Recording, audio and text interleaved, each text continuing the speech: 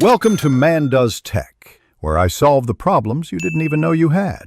You'll begin by confirming prerequisites: Power BI Desktop, a Power BI service account, and PowerPoint with the Publisher add-in or Modern Office.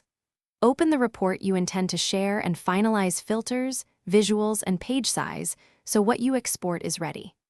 Once done, choose the Export or Publish to Web option in Power BI Service, or use the Power BI ribbon in PowerPoint to sign in. This ensures the first link between your live dataset and the slide deck is established correctly. Now continue by embedding the report visuals. From PowerPoint's Power BI add-in, sign into your account, select the workspace and the exact report page, then pick visuals to insert. Make sure each card or chart is placed and sized to match your slide layout for legibility.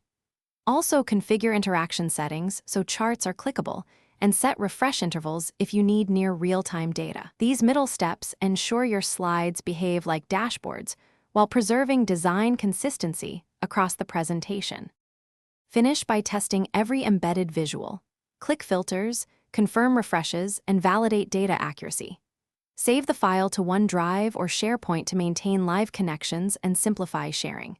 If a visual fails to load, first re-authenticate the Power BI add-in and verify workspace permissions, then clear Office cache and retry. As a final fallback, export the report to a static PPTX to preserve layout. This last troubleshooting tip, re-authenticate and check permissions, resolves most connection issues quickly. Thanks for watching. If you found this helpful, don't forget to like and subscribe.